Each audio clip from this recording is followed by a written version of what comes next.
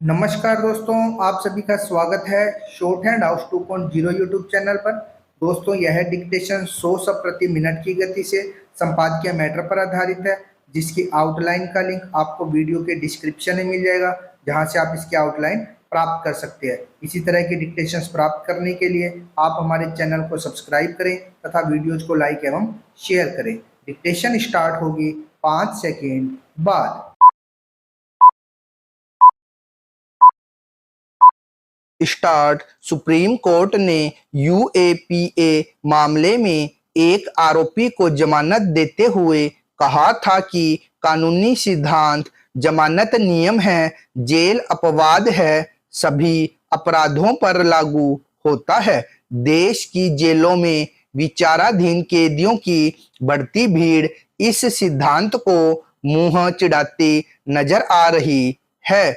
जिस तेजी से विचाराधीन कैदी बढ़ रहे हैं, उस हिसाब से नई जेलें नहीं बन रही है। National crime record bureau NCRB के 2021 के आंकड़ों के मुताबिक देश की 1319 जेलों में करीब 4.25 लाख कैदियों की क्षमता के मुकाबले करीब 5.54 लाख कैदी है। इनमें करीब 77% विचाराधीन कैदी है, यानी ये कैदी मामले लंबित होने के कारण सजा के फैसले से पहले ही कैद काट रहे हैं।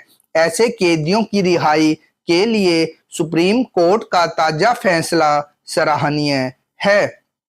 उसने देश भर की जेलों को भारतीय नागरिक सुरक्षा संहिता बीएनएसएस की धारा 479 के उस प्रावधान पर अमल के निर्देश दिए हैं, जिसमें कहा गया कि अगर विचाराधीन कैदी अधिकतम सजा का 1/3 समय जेल में काट चुका है तो उसे जमानत दे दी जाए।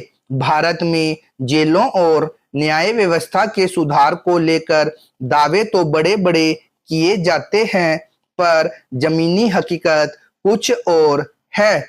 जेलें सीमित संसाधनों और अपर्याप्त कर्मचारियों की समस्याओं से जूझ रही है, तो अदालतों में जजों की कम संख्या के कारण लंबित मामले बढ़ रहे हैं। कहने को कानून की नजरों में सभी नागरिक बराबर है, लेकिन कड़वी हकीकत यह है कि हर नागरिक की न्याय तक पहुंच एक जैसी नहीं है। अमीर और पहुंच वाले अपराधी दोषी करार दिए जाने के बाद भी जमानत, पैरोल और फरलो पर बार बार जेल से बाहर आते रहते हैं, जबकि आर्थिक रूप से कमजोर ज्यादातर विचाराधीन कैदियों के लिए रिहाई के रास्ते बंद रहते हैं। भारत में जेल सुधार के साथ साथ अपराधों पर अंकुश और अपराधियों के सुधार पर भी ध्यान देने की जरूरत है। इस मामले में हम नीदरलैंड्स से सीख सकते हैं, जहां अपराध दर इतनी कम हो गई है कि पिछले कुछ साल में कई जेलों को कैदियों के अभाव में बंद करना पड़ा। जेल भेजने के बजाय वहां ज्यादातर अपराधियों पर जुर्माना लगाया जाता है या सफाई करने, पौधे लगाने और अस्पतालों में सेवा देने जैसे काम सौंपे जाते हैं। कम गंभीर अपराध के मामलों में आरोपियों को लंबे समय सरकारी मेहमान बनाकर रखने के बदले भारत में भी ऐसी संभावनाएं टटोली जानी चाहिए।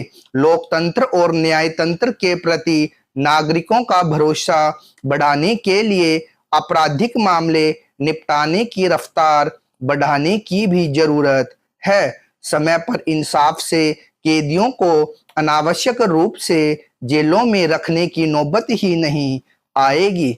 स्टॉप।